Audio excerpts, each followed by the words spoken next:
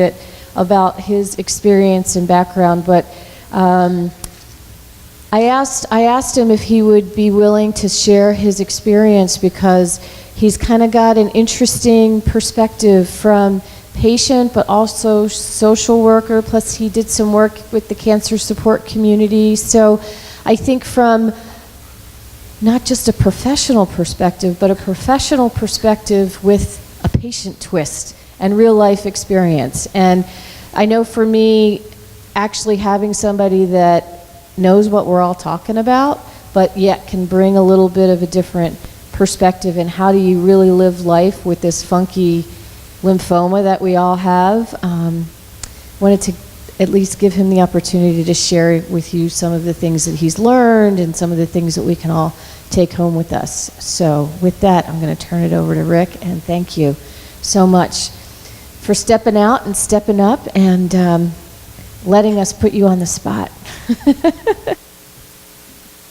And I promise I won't let Leora ask any questions. So if Leora is watching via live stream, I love Leora Lowenthal, was one of our on our board for a long time. She's also an oncology social worker, and she was chatting with Rick for a while he was putting his presentation together, and she said she might ask him throw him some questions and give him a hard time. So she promised if she's on the live stream, I'm telling her, Leora, I'm not going to let you do it. She promised to throw a few questions at me. Welcome. It was a great lunch. I hope everybody enjoyed the time and the social time. These last 2 days have been really wonderful for me, just the fact of just to get to talk to people, and it's always neat to be able to meet one another, hear each other's stories. We're all different. We all have our own unique story and our own unique journey, which we'll be talking about. Today, everyone in here has a different perspective. Everyone has had a different journey. Some of us are more, and I don't want to use the word veteran, but you are aware of your disease. You are comfortable talking about it. You may or may not have had it for some time. Some of us have had it, for very little time, 1 to 2 years or less, and some of us it's been quite a few years. So again, that perspective is going to be different for each and every individual here. Today, I wanted to talk a little bit about managing lifestyles. And again, lifestyles are different for each individual. Let's go in here. I wanted to talk a little bit about, lifestyles itself. Again, the dictionary.com, the habits, attitudes, taste, moral standards, economic level, etc. that comes together constitutes a mode of living as an individual or group. Everyone's different, like I mentioned. Activities are different. Cultures, age are also factors. But the bottom line is, no matter what, your lifestyle is important to you. Not somebody else next to you, but your lifestyle. We're talking about your lifestyle. And again, everyone has a different one. Your daily schedule is important to you as well. Like it was mentioned earlier, again, I'm a social worker in the state of Ohio. I'm also a high school special education teacher. So I have 2 different types of, and I like to move around a little bit. That's just who I am, and that's what I like to do. So when I'm in a classroom, a lot of times I'm moving around for all the students' roles and everything like that. So if you see me move around a little bit. I was diagnosed in 2007, to give you a little background on me. MF. I'm at currently stage 1A still. I have had a great medical team that I've had since 2007 that's been with me. You may recognize the name Dr. Porcu, who's spoken here at the Cutaneous Lymphoma Foundation. Him and Dr. Henry Wong was my dermatologist, part of my team as well. So they've kept me in check for a long time. I've had various treatments, UVB, the phototherapy. I've also had a few rounds of Tagretin as well. So as far as my treatment, currently am right now stable, which I'm very, very happy with, but I still get to see Dr. Porcu, at least, once or twice a year and say hello to him. So he always, we have good conversations. So give you a little bit of background as far as my connection, obviously, to a lot of you as far as, being a patient as well. Back to beside when you first get that initial diagnosis, and again, a lot of you, maybe it's been some time since you had that initial conversation. I got a phone call after I thought it was some eczema, and it ended up not being that. I got a phone call from, I believe it was a nurse, and kind of gave me a call at work, and I said, ooh, okay, what is this? And again, you have the questions and things like that comes through your head. I then had the meeting with the dermatologist, and after that, I happened to find a little pamphlet on the Cutaneous Lymphoma Foundation, which is kind of neat, and I thought, okay, this is my day one, my start. I'm going to educate myself. I'm going to educate myself and try to take that, information is power, and as I'll talk about that a little bit later. But I was able to connect with a lot of people. I got to connect with Judy Jones, which is really, really cool. It was a cool conversation. We talked later on, and so that was, it really helped me confidence-wise. And, like I said, that's kind of more or less my beginning. For your own initial diagnosis, when you're first informed of the results, every individual, there's going to be an individual reaction. Everyone's going to react differently. I had a little bit of anxiety, a little bit of, I was like, ooh, what's this? And a lot of questions that I had initially. But you have to remember, human beings, they're all different. We're all unique. There's no set reaction.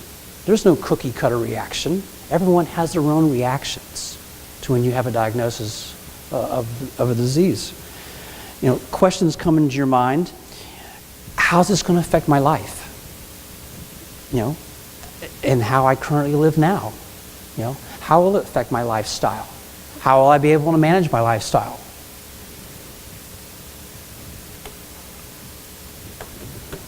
Relationships, my current relationships, family, friends, spouses, significant others, will that change? Will that change? And again, these are just questions that you think about. They may have questions for you, possibly if they're close enough to where maybe they have some knowledge of your diagnosis. They'll ask too, what is this? What is this disease that you have? So, what do I do next? Day one is your next move. Day one is the next move. Information, like I said, is power.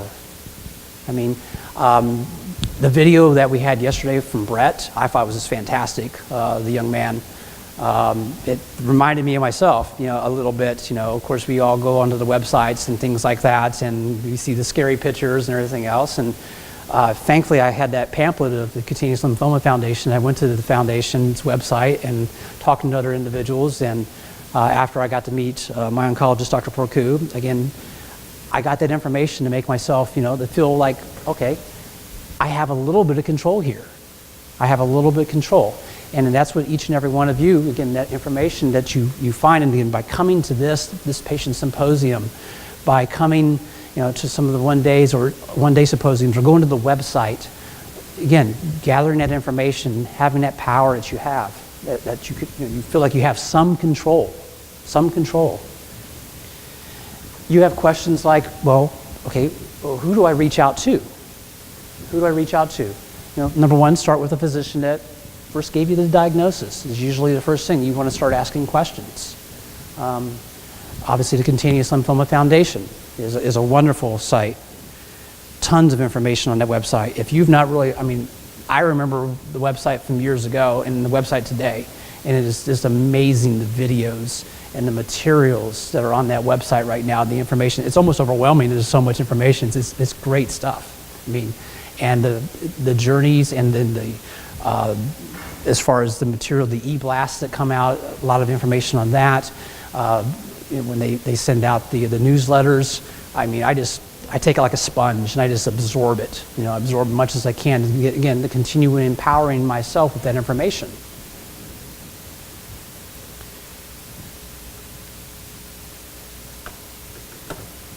Key thing, again, and a lot of you know this, is finding your medical team. Your medical team. Not theirs. You're not just part of their team. It's your team. Using the CL Foundation, basically, again, and other providers to help you with referrals along with your physician. Again, you may need some help to find your team, especially if you don't live near an area that maybe has individuals that are specialized in it. If you live in a rural area, it's very difficult, very challenging. The next thing is you've got to find a comfort level with the members of your medical team. You can talk to those specialists and get their take on your condition, but again, that comfort level. If you're not comfortable with that physician, if you're not comfortable, then the communication lines will not be as good. The communication lines will not be as good. So again, you have to have that comfort of who you're working with, because they could be with you for quite a few years, if not a lifetime for some. Don't be afraid to ask for second opinions. We may have, sometimes maybe you're not as comfortable with your physician, but he or she is the only one that's in your area. You may have to just, on occasion, do some traveling as well to get that second opinion. If you don't agree with that physician, again, hopefully that you'll come to a mutual agreement where you understand each other. But again, you may have to go to another physician for that second opinion. So don't be afraid to do that. A lot of people are scared of, I trust this individual, and they're my physician. But again, they won't take offense, so you could take that second opinion.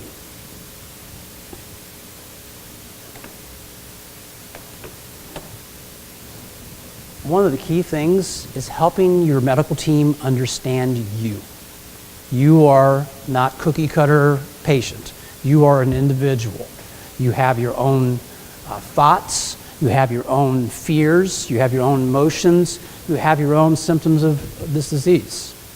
Your body reacts, you know your body better than anybody. You know your body better than anybody. Ask questions. Don't be afraid to ask questions. Physicians like those questions. They're like, hey, okay, you've got an interest in this. Treatment options. How will this affect me? Options to approach this. There's always options.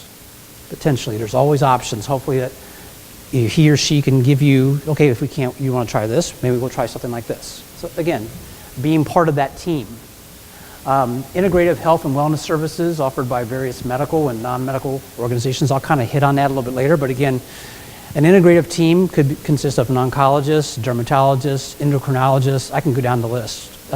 Physical therapy, and again, the list goes on and on. But again, having that integrative team is really important as part of your team.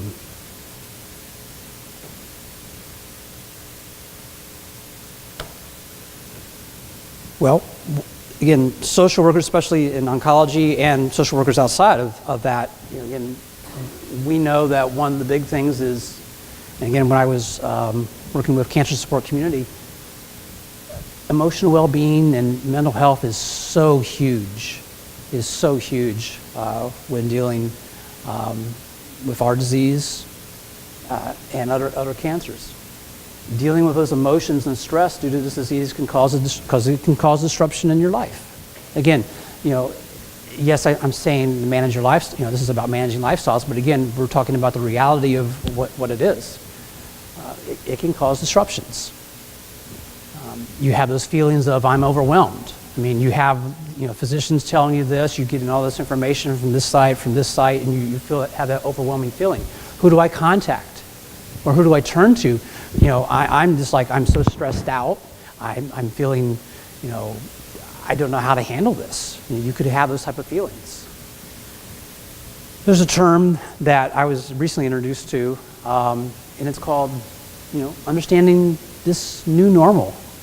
It's kind of a new normal for us as patients, or a new journey, or not really a new journey, but a little correction to the journey you're currently on, a little correction to the pathway that you're currently on. So this new normal, and we'll go into more of that in just a little bit, what I mean more about that.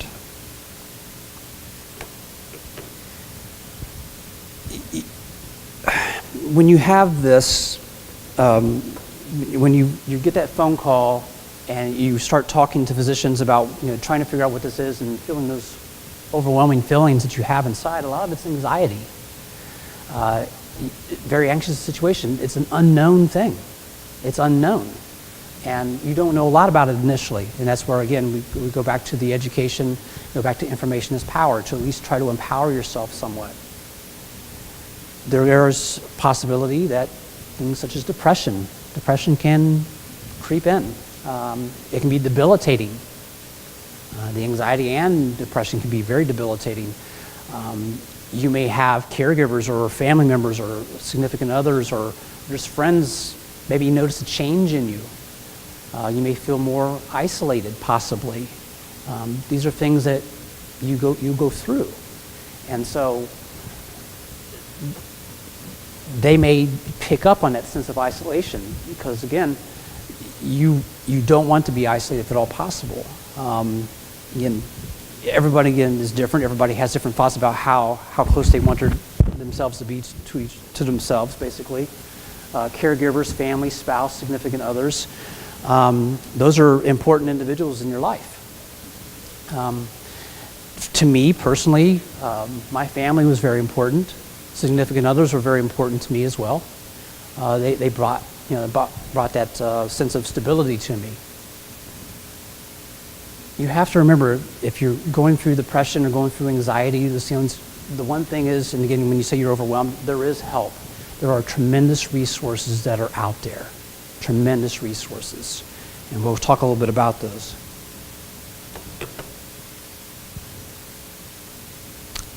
Counselors, clinical social workers, those that are especially certified in oncology, those counselors, psychologists, psychiatrists. Again, anxiety and depression can really complicate our disease.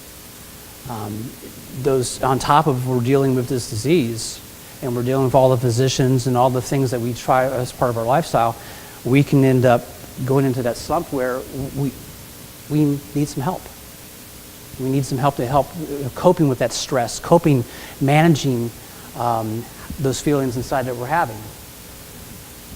They can offer things such as individual, group counseling. I think that listserv that we have currently is a wonderful, wonderful patient-centered thing that we have that we can all access and support one another. So it's giving each other a group support with that listserv. So somebody mentioned it earlier.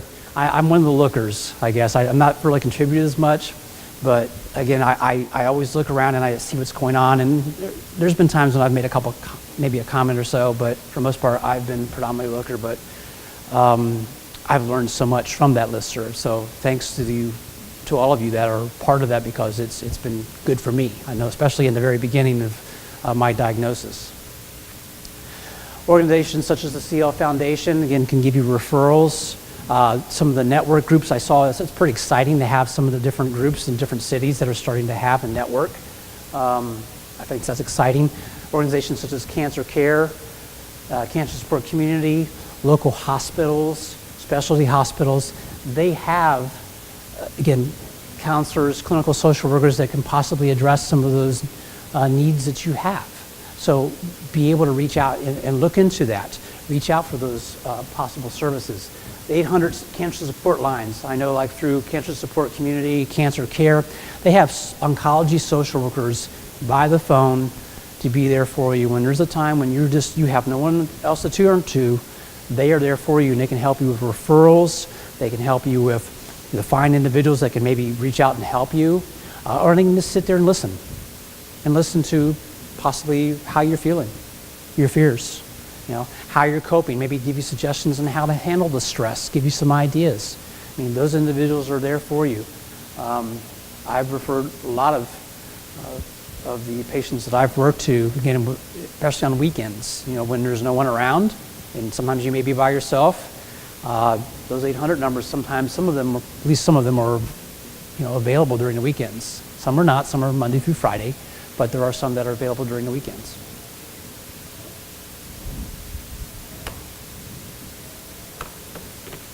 You think about your relationships, and that's, your relationships with your family, your friends, and this is going to be an individual choice. How do I discuss it with them? How do I discuss it? And it's really up to you. as to how and when or if you decide to inform them. There are some people, again, like I mentioned earlier, that you keep it very close to you and would prefer not to, and it's perfectly fine, perfectly fine. You want to obviously keep your communication with your medical team. You want to do that. But again, you have to make a decision whether or not you choose to, maybe those individuals that are very close to you, family, siblings, significant others, or friends that are close. You may want to, talk to them. They may have a question, and that's kind of an opening where you can discuss it with them and really empower them through education too. You can send them to the CLF Foundation, their website, help them with that education as well. They can help you as well. So again, it's up to you whether or not you decide to diagnose. I mean, at first, I did inform my family, and I helped them with understanding what it was, because they didn't know what it was. They had no idea. And so we had nothing like that in my family, so it was a little different. So I kind of what is this? And so I helped them with that, and it was for the benefit of myself, my own emotional health, and then for theirs. So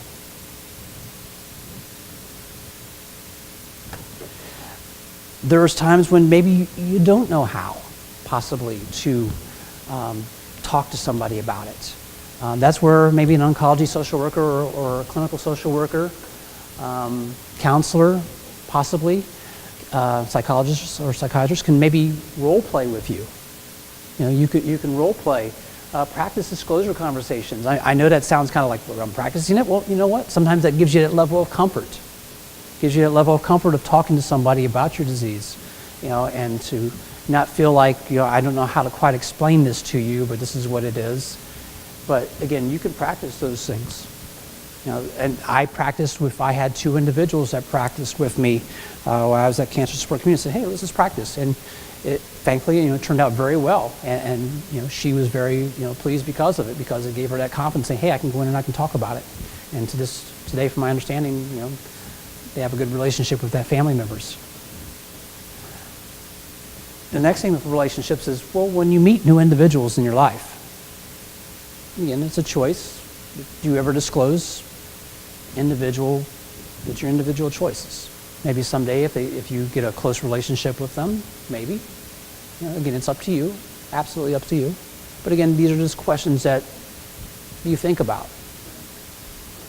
I mentioned down there regarding animals. Again, some individuals can't be around animals, and you have to check with your physician, but I'm a big promoter of medical comfort animals, medical comfort dogs, companions, things like that. I think that they're really good for emotional well-being and health, and I'm a big animal guy myself, so I've always, and I've worked with patients that,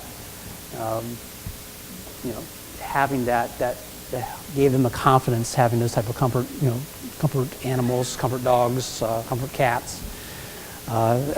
It gave them some more confidence, and again, where they could, we would bring in the dog sometimes to groups, and they just, dog would just kind of love on them a little bit, and they just get that confidence, that sense of well-being, that sense of help that anxiety, help that depression, and it gives them the confidence, and some individuals really felt, when they talked about their illness and talked about their disease,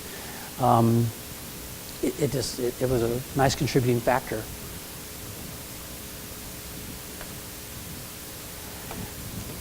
My purpose is to kind of do a broad spectrum of discussion about, lifestyles, and one of lifestyles things that we deal with is obviously work life.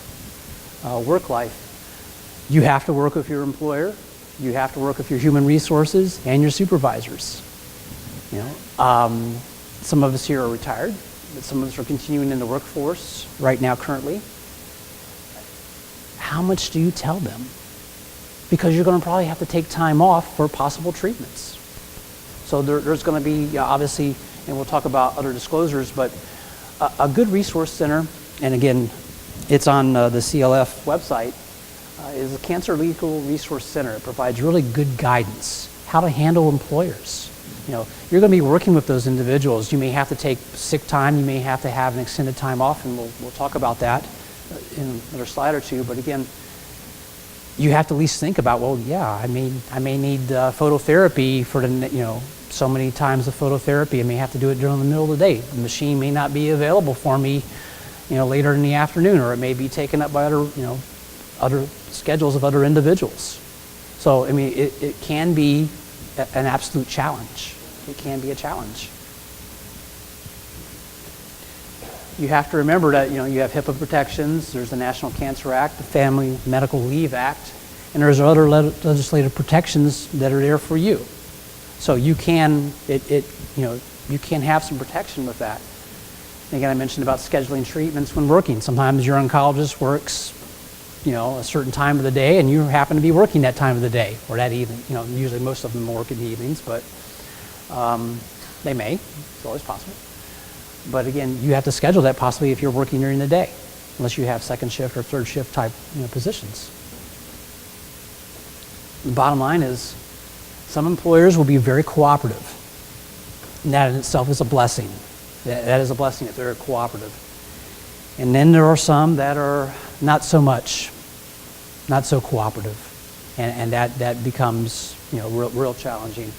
But you have to understand your rights. So, I want to refer you back to the Cancer Legal Resource Center, which again, you can get a link from this website with CLF.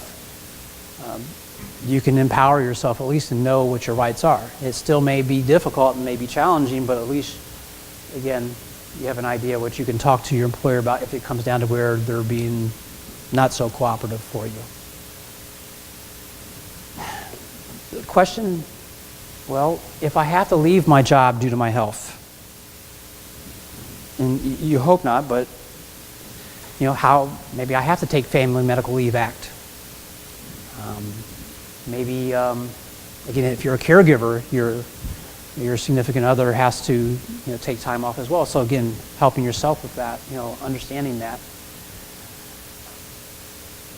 How do you return to it?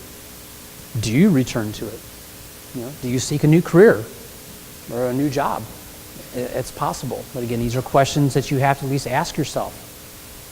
There are various career services for individuals with cancer. For example, cancerandcareer.org is a website. Again, I believe, I'm not sure if the link's through the CLF website, but I know if you look up Cancer and Careers, that should be on there. It should be a lookup on Google. They can help you with things such as resumes, interviewing skills. Again, you can also refer to the CL Foundation website. American Cancer Society talks a lot about employment skills, employability skills. Some specialty hospitals will have social services that will help you. If you've had treatments for a long time, you've been out of the workplace, you can get reintegrated back into the workplace. They can give you a lot of different skills that you can reintegrate. There's lots of organizations that can help you with that. Again, that are specifically designed for individuals that are affected by cancer.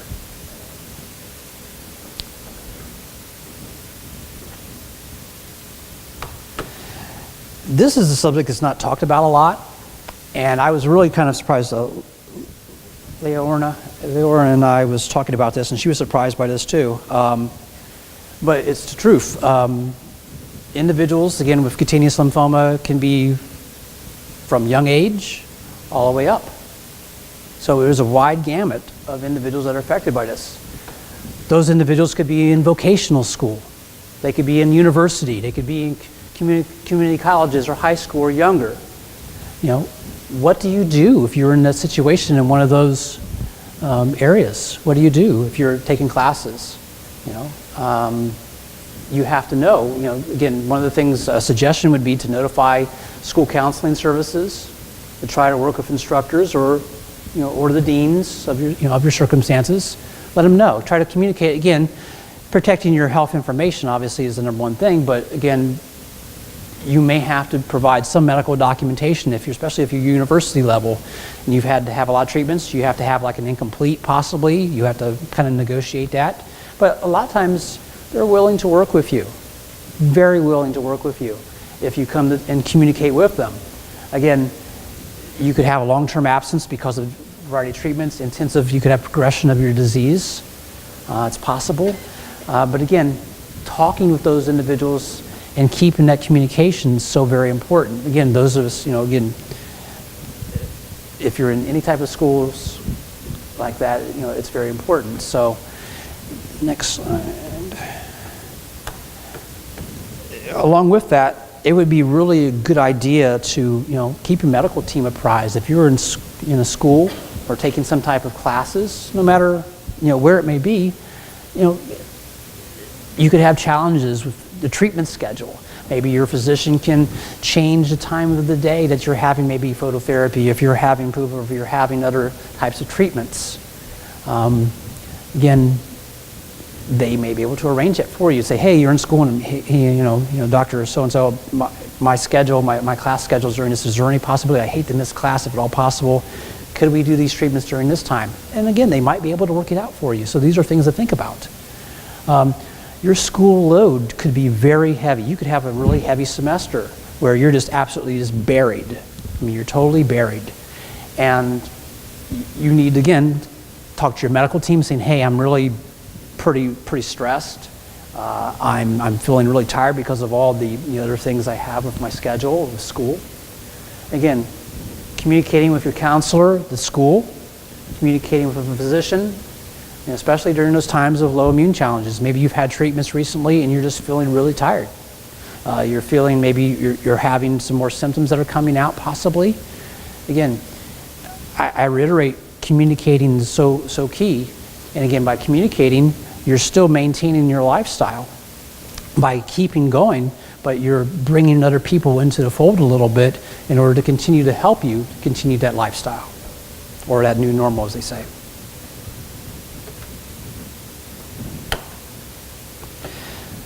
A little disclosure, I was a personal trainer, certified personal trainer for a brief time, for a while, through the American Council on Exercise. No longer doing that now, but kind of gave me a good perspective of physical activity and fitness, working with, I worked with some physicians on the side as well, so it was kind of a good education for me and for some of the individuals I worked with.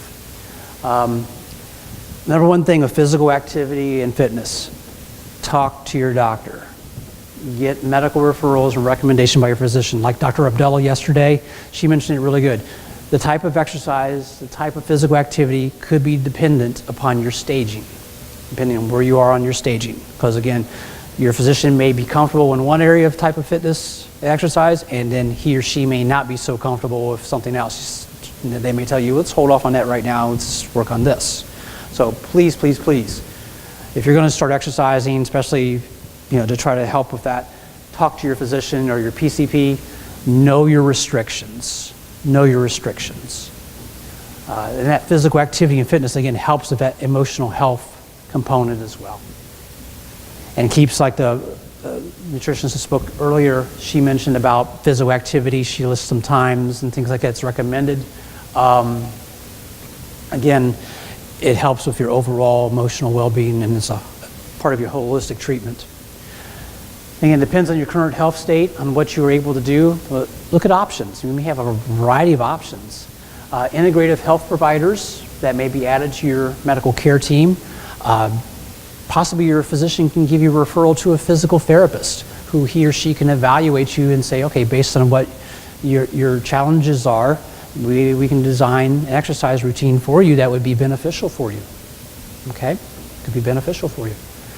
There are other types of things that I'm going to list here. Types of activities that I know with Cancer Support Community and other organizations that I've been associated with, they offer things such as yoga, Tai Chi, stretching classes, aerobic activity. There's even at the James Cancer Center, they have a dance where they're actually teaching tango right now. And again, they're actually doing a study with the tango dance classes. They're doing it for 10 weeks. They've actually done 3 different sessions that I've noticed. And I know there's some other specialty hospitals that are doing it as well.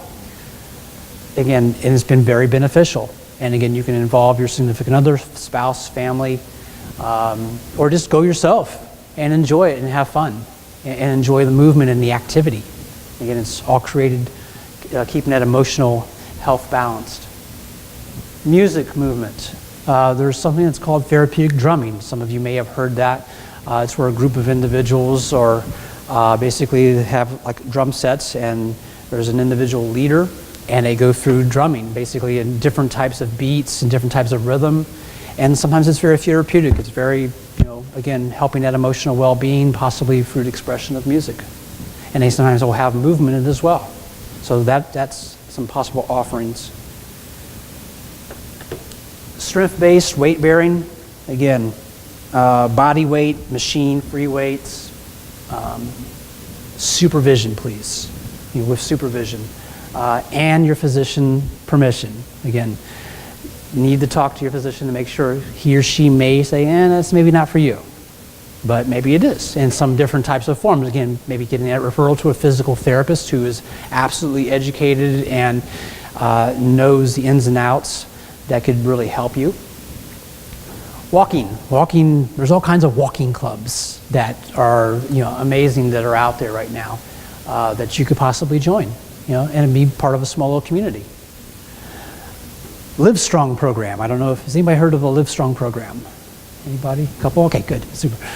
At the YMCA, the Livestrong Program is offered actually free for individuals that are affected by cancer. Again, not all the local Ys offer it. They have to have their trainers go through a program to be certified in order to work with patients that are affected by cancer. So, but they do go through a program, and I went ahead and went through the program to see what it was like because of the patients I was referring to. So I went through it myself, and it was very good. It was a lot of neat people that I got to meet, and then their trainers were very professional. And I knew most of the materials, but it was just neat just to go through it and enjoy the individuals that were part of it. And they were, some of them, first time they ever exercised in their life, but they enjoyed that camaraderie. Again, they were sharing stories. So again, you might want to check that out possibly. Also, there's community activity classes, trips. Some of your local recreation centers, they sometimes will sponsor activities and trips that you can do. Again, getting some of that physical activity and fitness out. You can, again, go through some of those activity classes. And as I mentioned earlier, various hospital medical centers offer integrative health and wellness model programs. Again, I happen to go to the James Cancer Center, and they have some wonderful programs there for individuals. But there are a variety, especially hospitals, again, cancer support community, other types of groups that are out there that offer some great programs, programs on cooking, programs on nutrition, programs, again, like I said, physical fitness. They have groups for caregivers to help with caregivers, because caregivers are greatly affected by this just as much as the patient.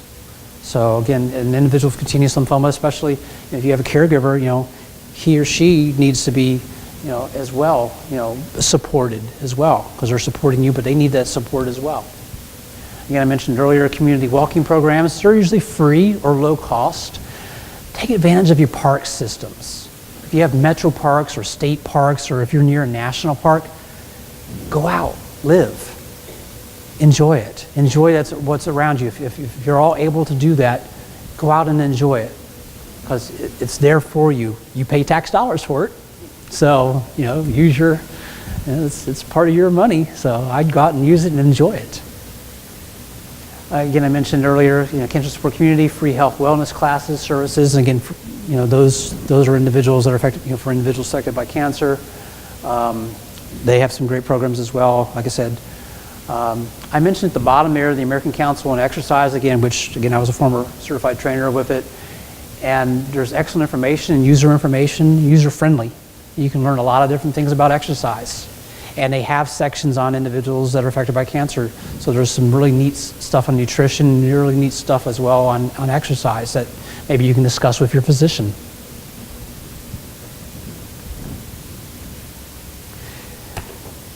This is a subject that you've probably heard more and more about in the last few years. There's a subject called mindfulness. Mindfulness really is bottom line, the simple definition is focusing on living in the moment that you're in right now. Not thinking about, 5 weeks later, or, what am I going to do in 5 days, or, worried about the past or anything like that. Focusing in right now.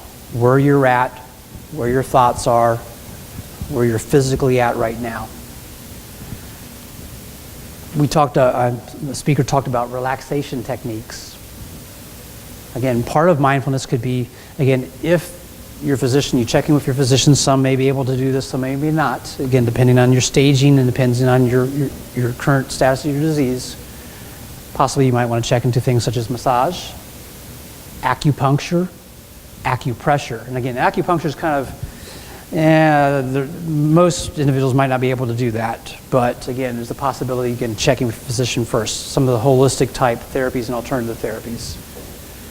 Visualization, just kind of maybe sitting on a swing or sitting in this kind of just sitting back and imagining being someplace else, someplace where you enjoy going. Sometimes when you're really feeling stressed out, when you're feeling overwhelmed, just kind of sitting back and just kind of like, okay, here I am on a beach, sitting in the Caribbean and enjoying myself and enjoying the sounds and the feelings that it gives to me. So again, that's very powerful for a lot of individuals. Music.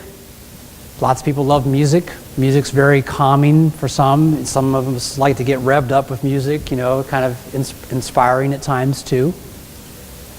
Having that positive mindset, again, remember, as I mentioned earlier, positive mindset, everyone is an individual. Everybody has their own positive mindset. But that also is very important for treatment.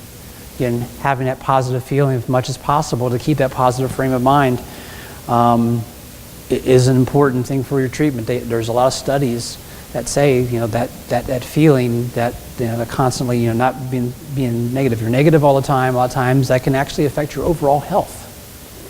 And again, that positive feeling is important. Stress management, some other possibilities that help with stress. Hobbies. Maybe you enjoy. There's some hobbies that you absolutely, find you like working in the garage. You like creating things, building things. You like working on cars. You like reading. You like crafts. You like, things that, you just enjoy. Maybe you like to volunteer, possibly, in different places, different hospitals, maybe you want to volunteer, or libraries, or schools, things like that. Again, finding some place to use your time. Exploration of new activities. Maybe, somebody said, hey, maybe you want to consider going on this trip someday, maybe to Smoky Mountains or something like that. And you've never really thought about going. Maybe this time you'll decide to change to go. Again, it's that new normal. It's adding to your pathway and your journey. So again, don't be open to it. Don't be closed-minded to it.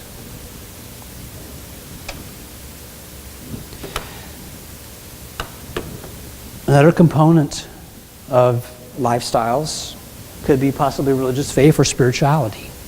Again, prayer is very powerful. There's a lot of studies on prayer. Again, I know that was very helpful for myself. Meditation, very powerful, getting that state of mind. Again, that's when sometimes you can get visualizations, things like that, thinking in a different place. Just calming the mind as much as possible, shutting out everything else. And it's taking 5 or 10 minutes possibly a day. And again, there's more and more studies that showing it's very powerful for your health. Very powerful. And again, if you have questions later about it, I can maybe try to get you to a few sites or talk to you individually. There's a few things I can refer you to. But again, meditation is very powerful. Involvement in your faith or spiritual practice, group organizations, such as a church, synagogue, or other various religious places of worship, or maybe you have your own individualized spirituality, your own type of worship, your own type of, again, your spiritual center is individual. Again, it's everyone's individual, as I mentioned earlier. My big calling is nature. A lot of, nature is huge. I do anything I can. If I can take a trip and take a jaunt out to some park or something, to take a hike, or to just to be out in nature, just to listen, just to kind of hang out. I was a Boy Scout when I was a boy, and loved camping. Can't do that as much now, but still on occasion I do. It's been a while, but things, just being outside, being around. So, let's see. Conclusion. Don't be afraid to ask for help. or to seek services from organizations, don't be afraid to ask. It's okay to ask. Don't be afraid. There are services and organizations out there that want to do nothing but help you. They want to help you. I want to leave you with two quotes. One, I'm kind of a big sports guy. There are 86,400 seconds in a day. It's up to you to decide what to do with them. Jimmy Valvano, he was the coach at North Carolina State University. In his name, the Jimmy V Foundation is still existing, and they do great work today.